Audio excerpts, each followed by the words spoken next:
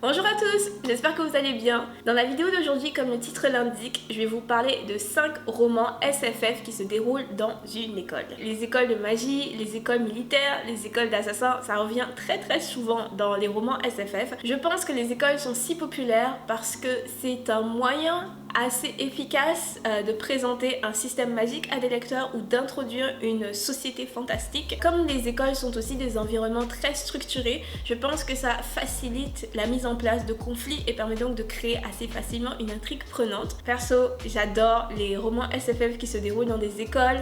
Les écoles, les tournois, les compétitions, ce sont des clichés SFF dont je ne me lasse jamais. J'ai lu tous les livres que je vais vous présenter dans cette vidéo. Bien sûr, je vous dirai ce que j'ai le plus aimé, mais si je vous parle de ces livres, c'est parce que je les ai tous pas mal aimés quand je les ai lus. Aussi pour chaque livre, je vous dirai ce que j'aime le plus dans l'école qui y figure et si j'aimerais étudier dans l'école en question. C'est parti, le premier livre sur ma liste est un roman qui s'adresse aux jeunes adultes, voire aux enfants, et c'est Le Sorcier de Terre-Mère. Ce livre est la première histoire qui constitue le célèbre cycle de Terre-Mère d'Ursula Le Guin. Seule une partie du Sorcier de Terre-Mère se passe dans une école, mais j'aimais trop cette partie pour ne pas mettre ce livre dans cette liste. Le Sorcier de Terre-Mère est un roman initiatique qui nous raconte l'histoire de Jed, un jeune gardien de chèvres. Alors qu'il n'est qu'un enfant, sa tante découvre qu'il a des talents pour la magie et le pousse donc à l'utiliser.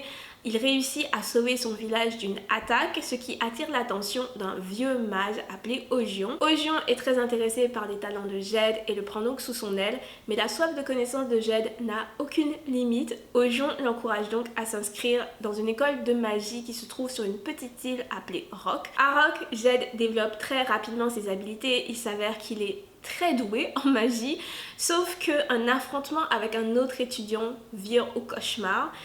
Jed libère accidentellement une créature de l'ombre. J'aime beaucoup le système magique du cycle de Terre-Mère, c'est l'un de mes systèmes magiques préférés.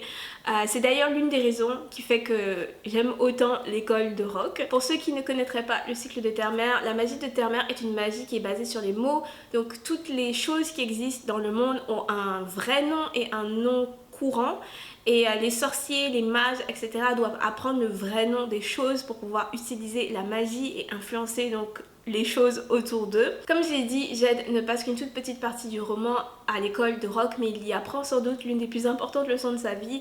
Et ce petit passage à l'école de Rock m'a beaucoup marqué en tant que lectrice. Rock est une école de magie où les étudiants apprennent notamment à créer des illusions. Ils apprennent tout cela auprès de 9 mages, 9 maîtres qui ont tous des spécialités.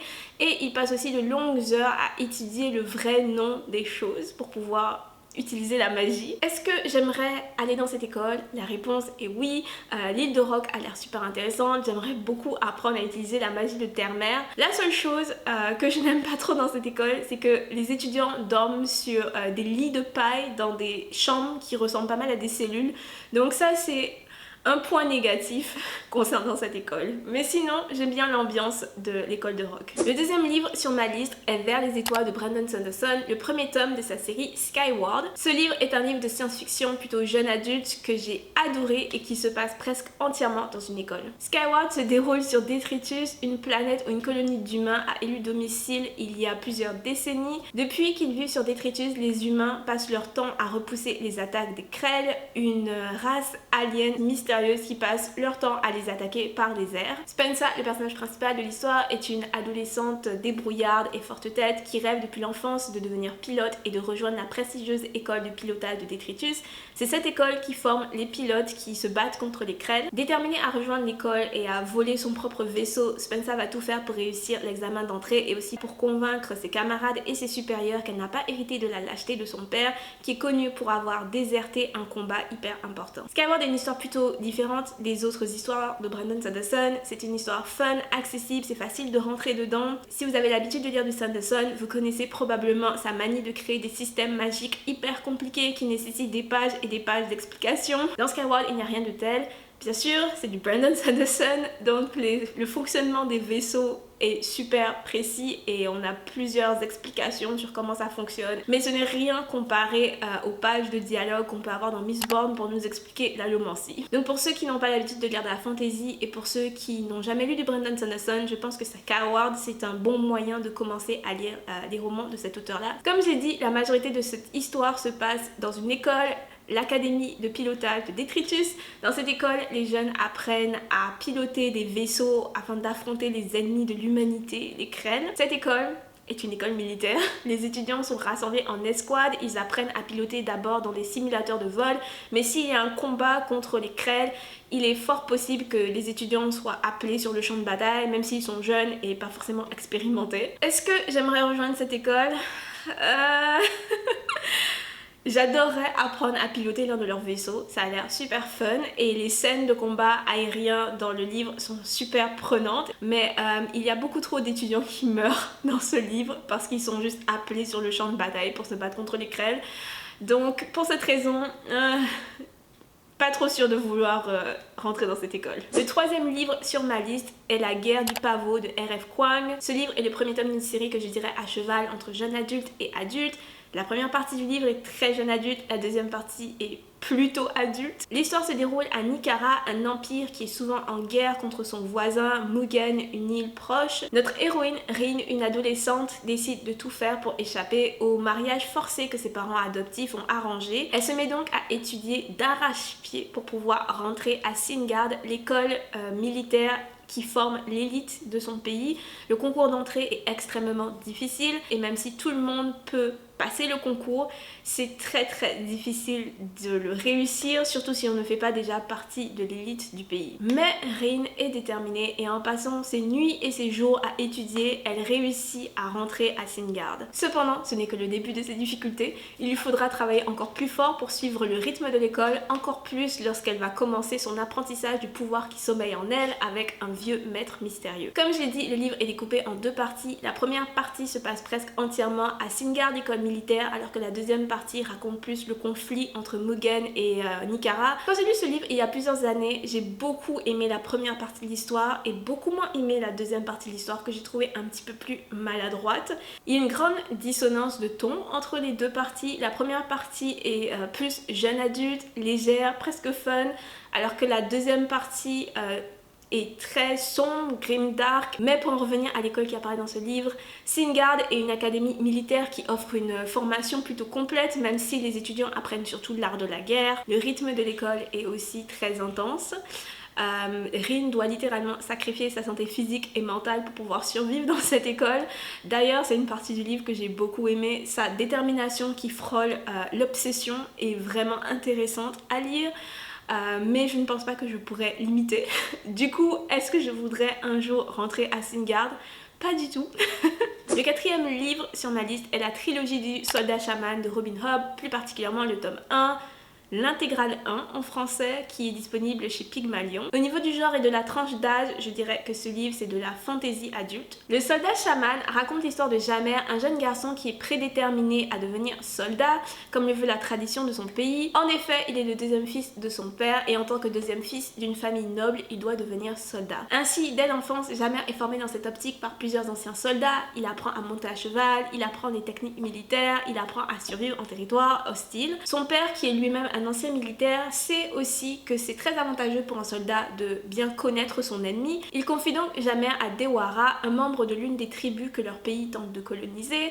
Dewara essaye de former Jamer à la magie de son peuple, mais Jamer échoue de manière tout à fait désastreuse lors d'une importante cérémonie. À l'âge de 18 ans, lorsqu'il rentre à l'académie militaire de son pays, il amène avec lui les conséquences de son échec, mais il n'en est pas tout à fait conscient. Si vous aimez l'assassin royal, vous allez adorer le soldat chaman, je pense.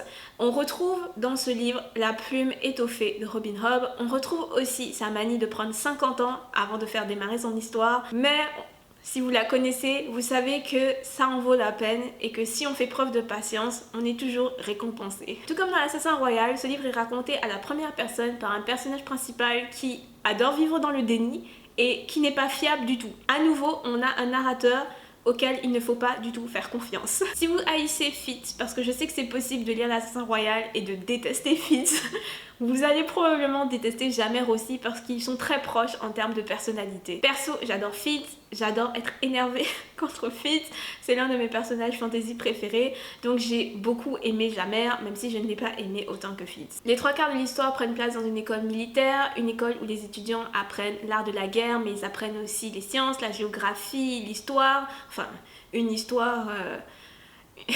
très patriotique bien sûr. L'ambiance de ce roman est probablement l'une des ambiances les plus scolaires de tous les romans que je vous ai présentés jusqu'à maintenant dans cette vidéo, à l'exception de Singard bien sûr. On suit Jammer dans son quotidien dans cette école, donc on le suit dans toutes ses différentes classes, on le suit aussi alors qu'il fait face à la discrimination des autres étudiants qui appartiennent à la haute aristocratie alors que lui appartient plus à la basse aristocratie. Est-ce que je voudrais aller dans cette école? Si on nommait les primates des aristocrates et si on nommait le fait que cette école sert juste à former des soldats pour un pays super violent qui aime attaquer des peuples qui n'ont rien demandé, l'école m'a l'air quand même sympa. Le cinquième et dernier livre sur ma liste est Legendborn de Tracy Deonn qui, je crois, est sorti il y a un mois environ, il y a moins d'un mois, en version française aux éditions J'ai lu. Ce livre est un petit peu différent des autres parce qu'il prend place dans une école qui, somme toute, est tout à fait normale. Ce n'est pas une école de magie, ce n'est pas une école militaire. En surface, c'est une école, tout ce qu'il y a de plus classique. En surface, bien sûr. Legendborn raconte l'histoire de Brie, une adolescente de 16 ans qui est admise dans un programme anticipé dans une prestigieuse université de Caroline du Nord. Elle vient de perdre sa mère dans un accident de la route et vit un deuil plutôt difficile. Elle est donc presque soulagée de pouvoir quitter sa ville d'enfance et son père pour aller dans une ville située à plusieurs kilomètres de chez elle. Mais en quelques jours à peine, elle est témoin d'un événement bizarre sur le campus. Elle voit deux étudiants utiliser ce qui s'apparente à de la magie pour affronter une apparition surnaturelle. Cet événement chamboule sa vie et change complètement sa manière de voir le monde, surtout lorsqu'elle se rend compte que la magie pourrait avoir joué un rôle dans l'accident de sa mère. Vous l'avez deviné, elle décide donc de tout faire pour découvrir la vérité, même si pour cela elle doit intégrer une société magique secrète fondée à l'époque du roi Arthur et de la table ronde. Legendborn est un roman fantastique jeune adulte, plutôt sympa, même si il faut s'accrocher au début de l'histoire pour pouvoir comprendre ce qui se passe. Dans les premiers chapitres du livre, on rencontre beaucoup de nouveaux personnages, on découvre beaucoup de choses sur le système magique, sur la société secrète, sur le fait que l'histoire qu'on nous raconte à l'école n'est pas la vraie histoire, etc. Donc il faut s'accrocher parce que c'est beaucoup d'informations qu'on nous donne assez rapidement. Mais dès qu'on franchit les 100 premières pages, ça va beaucoup mieux. C'est un livre qui a beaucoup d'éléments jeunes adultes, beaucoup de clichés jeunes adultes dont je suis pas très fan. Donc pour ces raisons, j'ai pas adoré cette histoire, mais je pense que c'est un livre qui plaira au plus grand nombre. L'école où se passe l'histoire est plutôt normale, c'est une université, tout ce qu'il y a de plus habituel, à l'exception bien sûr du fait qu'elle sert de couverture à une organisation secrète magique. Mais à part ça, les étudiants qui ne sont pas concernés peuvent suivre une scolarité tout à fait normale dans cette université. Du coup, est-ce que j'aimerais faire partie de cette école? Pourquoi pas? Ça m'a pas l'air pire que l'université dans laquelle j'étais. Mais est-ce que j'aimerais rejoindre la société secrète? Absolument pas. Vraiment, cette société secrète, c'est comme une secte. Non merci. Nous avons fait le tour des livres que je voulais vous présenter, mais bien sûr, il existe des tas et des tas de livres SFF qui se déroulent dans une école. Comme je l'ai dit au début de cette vidéo, c'est un environnement récurrent, du genre qui revient très souvent. D'ailleurs, mention spéciale ici pour Éducation meurtrière de Naomi Novik, qui est un roman fantasy jeune adulte qui met en scène une école de magie très particulière, très dangereuse, dans laquelle je pense personne ne veut aller. Je n'ai personnellement pas beaucoup aimé ce livre, c'est pour ça qu'il n'était pas dans ma liste, mais je sais que beaucoup de personnes l'ont aimé, donc je tenais quand même à le mentionner pour ceux qui seraient susceptibles de l'aimer et qui ne l'ont pas encore lu. N'hésitez pas à partager vos propres recommandations dans les commentaires. Merci d'avoir regardé cette vidéo jusqu'ici. Si vous l'avez aimée, pensez à la liker et à la partager. Et si vous ne voulez pas manquer mes prochaines vidéos, n'hésitez pas à vous abonner. On se retrouve très vite pour une autre vidéo. Portez-vous bien tout le monde. Bye!